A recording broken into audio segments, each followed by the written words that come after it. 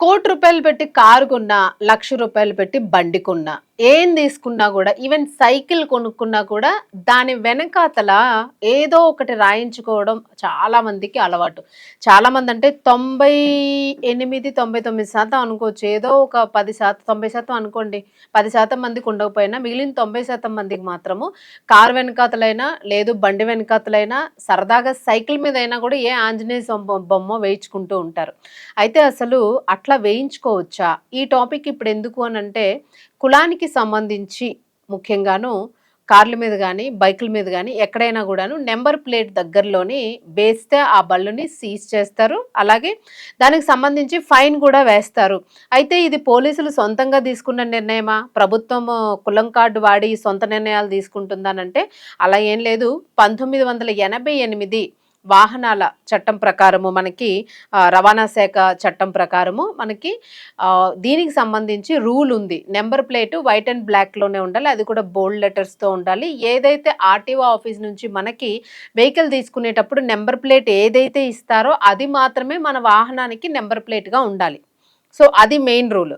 ఇంకొకటి చాలామంది బండి కలర్స్‌ని గూడా మార్చుకుంటూ ఉంటారు. సో, వైట్ కలర్ ఉంటే వైట్ నచ్చలేదని యెల్లో కలర్ వేయించుకోవడము, అట్లా కొన్ని ఎక్కువ స్పోర్ట్స్ వెహికల్స్‌కి చేంజ్ చేస్తూ ఉంటారు. చాలామంది స్కూటర్స్ అవి గూడా రకరకాల కలర్స్ వాడుకుంటూ ఉంటారు. రీసెంట్‌గా మనం చాలా వెహికల్స్ చూసాం. పింక్ కలర్ వాడారు. పార్టీ పరంగా చాలామంది స్కూటర్స్, యాక్టివాస్ ఇట్లాంటి వాటికి అంటే పార్టీలు బీఆర్ఎస్ పార్టీకి సంబంధించి గులాబీ రంగు వాడడం. ఇట్లాంటి కొంతమంది పింక్ కలర్ వెహికల్స్ అన్నిటికి మార్చుకున్నారు. అదొక ఫ్యాంటసీ‌గాను. సో, అట్లా గూడా చేయగూడదు. ఒకవేళ అలా చేస్తే మాత్రము మేమిట్లాగా మా వెహికల్‌ని మాకు అనుగుణంగా కలర్‌ని మార్చుకున్నాము అని ఆ ఆర్‌సీ మీద మోడిఫికేషన్ సర్టిఫికేట్ అనేది ఆర్‌టీఓ ఆఫీస్‌లోని ఇస్తారు. సో, అలాంటి మోడిఫికేషన్ సర్టిఫికేట్‌ని మనం తీసుకోవాలి. ఎందుకనంటే మనకు ఆర్‌టీఓ ఆఫీస్‌లోని వెహికల్‌కి సంబంధించిన ఆ కార్డ్ ఇచ్చేటప్పుడు ఆర్‌సీ ఇచ్చేటప్పుడు దాని మీద వెహికల్ కాస్ట్ ఎంత? వెహికల్‌కి ఎంత టాక్స్ పడుతుంది? వెహికల్ కలర్ ఏంటి? వెహికల్ కంపెనీ ఏంటి? వెహికల్ కెపాసిటీ ఏంటి? ఎంత సీసీ 120 సీసీయా? 100 సీసీయా? దాని సీసీ, దాని రంగు, అది మోసే బరువు అన్నీ గూడా ప్రతి ఒక్కటి గూడా వెహికల్‌కి సంబంధించి ఆ ఆర్‌సీ మీద క్లియర్‌గా ఉంటాయి. సో, అది మన బండికి సంబంధించిన సర్టిఫికేట్. మన బాడీకి ఎలా అయితే మనం ఒక సర్టిఫికేట్ లేదా మన చదువుకు సంబంధించిన సర్టిఫికేట్ తీసుకుంటూ ఉంటామో, మన హెల్త్ సర్టిఫికేట్స్ అట్లాంటివన్నీ వీళ్ళు ఫిట్‌గా ఉన్నారు అని ఎలా తీసుకుంటాం, సేమ్ అట్లాగనే బండికి గూడా మనం బండి కొనుక్కునేటప్పుడు ప్రభుత్వ అధికారుల చట్టాల ప్రకారము, రవాణా శాఖ చట్టం ప్రకారము దానికి సంబంధించిన కలర్ గాని వాళ్ళిచ్చే రూల్స్ గాని మనం పాటించాల్సిందే. అవి పాటించకపోతే మాత్రము ఖచ్చితంగా ఫైన్స్ ఉంటాయి అని ఎన్నో ఏళ్లుగా చెప్తూ వస్తూ ఉన్నారు. చాలామంది అయినా గూడా వినకుండా దాని వెనకాతల రకరకాల బొమ్మలు వేయించుకోవడము, రకరకాల స్లోగన్స్ రాయించుకోవడము, ఏవేవో చేస్తూ ఉంటారు. అసలు చాలా అసభ్యంగా గూడా ఉంటాయి కొన్నైతే. కిస్సింగ్ గురించి అంటే కొంతమంది అసలు చాలా అబ్యూజ్డ్‌గా ఇలాంటి కొటేషన్స్ గూడా బళ్ళ మీద రాస్తూ ఉన్నారు. కొంతమంది తల్లిదండ్రుల గురించి రాస్తారు. నాన్నకు ప్రేమతోనో, అమ్మకు ప్రేమతోనో, లేపోతే గాడ్ ఈస్ గ్రేట్ అనో ఇట్లాంటివేవో చిన్న చిన్న కొటేషన్స్. కొన్ని ఓకే గాని కొన్ని మాత్రం మరీ అభ్యంతరకరంగా ఉంటూ ఉన్నాయి. సో, ఇటువంటివన్నీ కూడా రాయకూడదు. బండి మీద ఎలాంటి పెద్ద పెద్ద పేర్లు వాడకూడదు అని జెప్పేసి గత మనకి 4, 5 ఏళ్ల క్రితమే చట్టంలో రూల్స్ ఉన్నాయి. ఫైన్స్ పడతాయని అనేటప్పుడు అందరూ గూడా అట్లా రాయించిన వాళ్ళందరూ గూడా అవన్నీ తీసేశారు. బట్ మరలా ఇప్పుడది కొనసాగుతూ ఉంది. సో, ఇదంతా ఒక పక్కన పెట్టేద్దాం. ఇప్పుడు ముఖ్యంగా మాత్రము ఎక్కువగా ఫోకస్ జేసింది కులానికి సంబంధించిన పేర్లు. చాలామంది రాస్తూ ఉంటారు. గౌడ్స్ అని, లేపోతే కమ్మాస్ అని, నాయుడూస్ అని, తర్వాత నార్త్ వెహికల్స్ అయితే జాట్స్ అని అట్లా రాస్తూ ఉంటారనమాట. సో, యాదవ్స్ అని ఇలా రాస్తూ ఉంటారు. అంటే అక్కడున్న వాళ్ళు గూడా ఇక్కడొక్కటే గాదు. పూర్తిగా భారతదేశ వ్యాప్తంగా గూడా ఈ వెహికల్స్‌కి సంబంధించి కులం పేరు ఎక్కువ రాయడము అంటే మేము ఈ కులము అని వాళ్ళ కులానికి సంబంధించిన ఒక ప్రౌడ్‌నెస్‌ని ఆ వెహికల్స్ మీద తెలియజేయడం. అంటే వెనకాతల వెళ్తున్న వాళ్ళందరూ కూడా ఓహో! వీడు గౌడా లేకపోతే వీళ్ళు కమ్మానా, వీళ్ళు చౌదరీనా అని ఇట్లాగా వాళ్ళనొక గుర్తింపు ఉండాలి మాకు మా ఇది అన్నట్టుగా వాళ్ళ వెహికల్స్ మీద రాయడం అనేది గూడా కరెక్ట్ కాదు. కులానికి సంబంధించి ముఖ్యంగా రాయకూడదు అని జెప్పేసి ప్రభుత్వం అయితే ఇప్పుడు చాలా సీరియస్ యాక్షన్ దీని మీద తీసుకుంటూ ఉంటుంది. రవాణా శాఖ యాక్ట్ ప్రకారం ముందు చెప్పుకున్నట్లుగా మోటార్ యాక్ట్ 1988 ప్రకారము, అలాగే 89 ప్రకారము సెంట్రల్ యాక్ట్ ప్రకారము దీనికి సంబంధించి ఫస్ట్ గనక మొదటిసారి గనక మీరు ఈ పేరు రాసుకుని పట్టుబడితే 5,000 రూపాయలు జరిమానా వేస్తుంది. అంటే మీ కారు మీద గానీ, మీ బైక్ మీద గానీ నంబర్ ప్లేట్ సరిగ్గా కనబడకుండా, ప్రభుత్వం ఇచ్చినట్లుగా నంబర్ ప్లేట్ ఉండకుండా, దాని మీద పెద్ద పెద్ద అక్షరాలు అంటే నంబర్ ప్లేట్‌ని హైలైట్ చేస్తూ గూడా పెద్ద పెద్ద అక్షరాలతో మీ కులం పేరు గానీ, ఇట్లాంటివేమైనా ఉంటే మాత్రము ఖచ్చితంగా మీ వెహికల్‌ని సీజ్ చేస్తారు. అలాగే మీకు 5,000 రూపాయల జరిమానా వేస్తారు. అలాగే జైలు శిక్ష కూడా వేస్తారు. సో, అలాగే ఈ కొటేషన్స్ గానీ, బూతులు గానీ ఇట్లాంటివి చాలామంది అట్లా చాలా వల్గర్ వర్డ్స్ వాడుతూ ఉంటారు. సో, ఇట్లాంటి వాటికి కూడా 1000-2000 రూపాయల జరిమానా ఉంది అనైతే మాత్రము ఇక్కడ తెలుస్తుంది. సో, అంతే గాకుండా ఉత్తరప్రదేశ్ వంటి రాష్ట్రాల్లో ఈ తరహా స్టిక్కర్స్ మనకి ఎక్కువగా కనిపిస్తూ ఉంటాయి అని అంటూ ఉన్నారు. అలాగే వాళ్ళు ఎక్కువగా ఏంటంటే స్టంట్స్ చేస్తూ ఉంటారు. వెహికల్స్ మీద స్టంట్లు చేయడము, అసలు ట్రాఫిక్‌లో చాలా రూల్స్‌ని అతిక్రమించి పెద్ద పెద్ద సౌండ్స్ చేస్తూ డ్రైవింగ్ చేయడము. సో, ఇలాంటి చాలా యాక్సిడెంట్స్‌ని క్రియేట్ చేస్తూ ఉన్నాయి. సో, అవి కూడా మనం చూసామా. అక్కడనే కాదు మన ఇక్కడ మనకు తెలంగాణ రాష్ట్రంలోని తెలుగు రాష్ట్రాల్లో కూడా అలానే చేస్తూ ఉన్నారు ఇప్పుడు యువత. మరి అట్లాంటి బళ్ళ మీద కూడా సీరియస్ యాక్షన్ తీసుకోవాలి పోలీసులు, అధికారులు. కేవలం వీటి మీదే కాదు, అసలు అంత స్పీడ్‌గా వెళ్ళడం వల్ల మిగిలిన వాహనాలను ఢీకొడితే వెళ్తున్న వాడి సంగతి పక్కన పెడితే అసలు ఏమీ తెలియని వాళ్ళ నిర్దాక్షిణ్యంగా అక్కడ ప్రాణాలు కోల్పోతూ ఉంటారు. రీసెంట్‌గా చూసుకుంటే ఒక తండ్రి కూతుళ్ళు, అమ్మాయి ఎంబీబీఎస్ డాక్టర్ మెడిసిన్ చేశారు. వాళ్ళ నాన్నగారితో పాటు ఆమె రోడ్డు దాటుతూ ఉంది. ఫాస్ట్‌గా వచ్చి కారు వాడు కొట్టేశాడు. రోడ్డు జస్ట్ క్రాస్ చేస్తున్నారు. సో, ఆ వెహికల్ దొరకదు.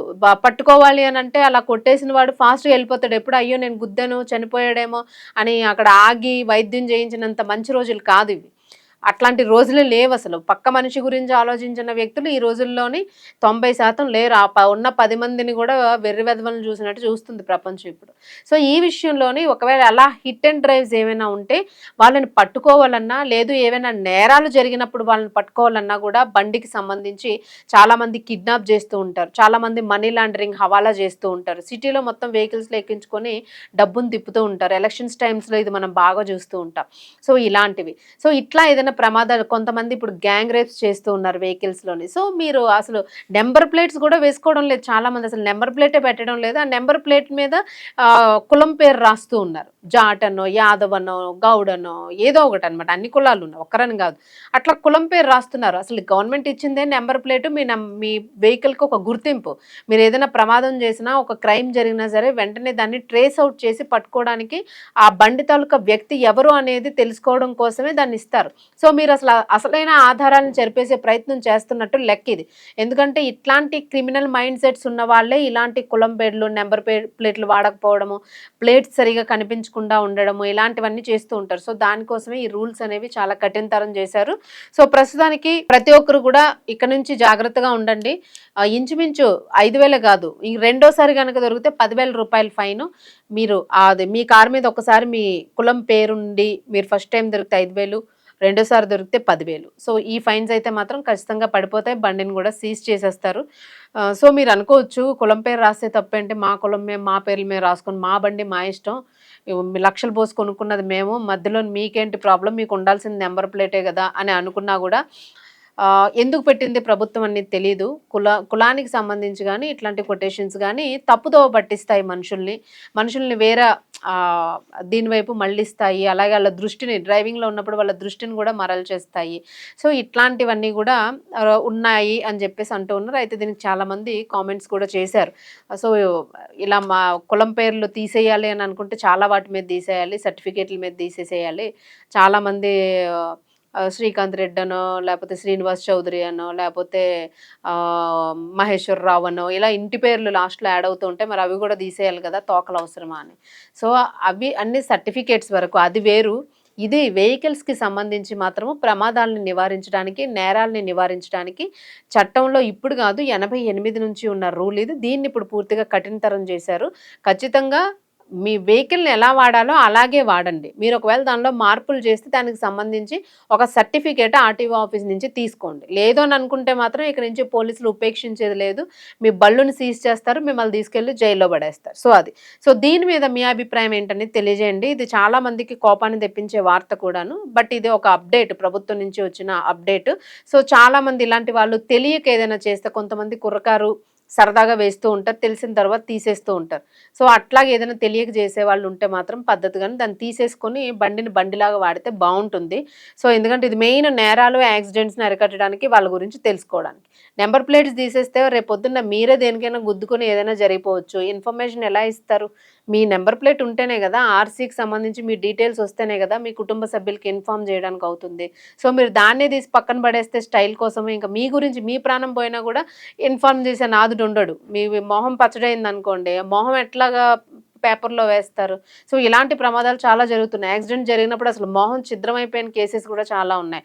సో, అప్పుడు ఆ బండి మీద ఉన్న ప్లేట్‌ని బట్టే పలానా వ్యక్తి అని జెప్పేసి అధికారులు తెలుసుకోవడానికి అవుతుంది. సో, అది గుర్తుపెట్టుకోండి. బండిని బండిలాగా వాడండి. మీరు ₹1,00,00,000 పెట్టుకొనుకోండి, 10,00,00,000 పెట్టుకొనుకోండి ఏదైనా బండికి ఉండాల్సింది మాత్రము white colour plate, black colour number. అది మీ డొమెస్టిక్ మీ వాహనం అయితే. లేదు మీరు కమర్షియల్ వాహనం అయితే యెల్లో కలర్ ప్లేట్ మీద బోర్డ్ ఉంటుంది. అండ్ గ్రీన్ కలర్ బోర్డ్ అయితే ఇప్పుడు ఎలక్ట్రిక్ వెహికల్స్ వచ్చినియి. దానికి గూడా సమ్ కోడ్ ఏదో ఇస్తూ ఉన్నారు. అలాగే డిప్లొమాటిక్ వెహికల్స్ అయితే బ్లూ కలర్ ఉంటుంది. ఇక గవర్నమెంట్ వెహికల్స్ అయితే చైర్మన్ అనో, లేపోతే జీఓవీటీ అనో రెడ్ అక్షరాలతోని రాసి వాళ్ళే ఇచ్చేస్తూ ఉంటారు. సో, మీరెంత పెద్ద ఎమ్మెల్యే అయినా, ఎంపీ అయినా, ప్రధానమంత్రి అయినా సరే మీకు నచ్చిన ప్లేట్‌లని వేసుకోవడానికి కుదరదు. వాహనానికి ఇవ్వాల్సిన ప్లేట్‌ని ప్రభుత్వమే అధికారికంగా ఇస్తుంది. సో, ఇది అంటే మీకున్న డౌట్స్ ఇవన్నీ. నేను మరి గవర్నమెంట్ వాళ్ళేసుకుంటారు గదా! దాని మీద అనంటే, ఆ పదవి గురించి తెలియడానికి వాళ్ళు వాహనానికి వేసుకుంటారు. సో, ప్రెస్ వాళ్ళు ప్రెస్ అని వేసుకుంటూ ఉంటారు. డాక్టర్స్ అని వేసుకుంటూ ఉంటారు. సో, వీళ్ళందరూ గూడా సొసైటీ కోసం పనిజేసేవాళ్ళు గాబట్టి, వాళ్ళకి కొంత వెసులుబాటు ఇచ్చారు వేసుకోవడానికి. సో, అది గూడా ఆ మధ్య కాలంలో వెయ్యొద్దు అనేదో చెప్పారు. బట్ అందులో మళ్ళా ఏవో రూల్స్ అనేవి కొంచెం మార్పులు, చేర్పులు చేశారు. సో, మంచిదే గదా! ఇప్పుడు డాక్టర్ అనే వెహికల్ మీదుంటే ఏదైనా ప్రమాదం జరిగిందంటే, ఓహో! పలానా కార్‌లో ఇప్పుడే డాక్టర్ వెహికల్ అక్కడుంది. ఆయన డాక్టర్ ఉన్నాడేమో వెంటనే ట్రీట్‌మెంట్ జరిగిద్దని అనుకుంటారు. సో, లేదు ప్రెస్ వాళ్ళనుకోండి, ఏ గొడవ జరుగుతుంటే ప్రెస్ బండి అక్కడుంటే, ఈ ప్రెస్ వ్యక్తి ఇక్కడున్నాడు, మీడియా వ్యక్తి అన్న న్యూస్‌ని వాళ్ళు కవర్ జేయడానికి, అన్న ఇది ఇట్లా జరుగుతుందని చెప్పడానికి ఉంటుంది. సో, వీళ్ళందరూ పబ్లిక్ సర్వెంట్స్ గాబట్టి, పబ్లిక్ సర్వెంట్స్ బళ్ళ మీద ఉండడంలో తప్పు లేదు అనైతే చాలామంది పెట్టారు. సో, ఓవరాల్‌గా మీరేమనుకుంటున్నారో దీని గురించైతే కామెంట్ చేయండి.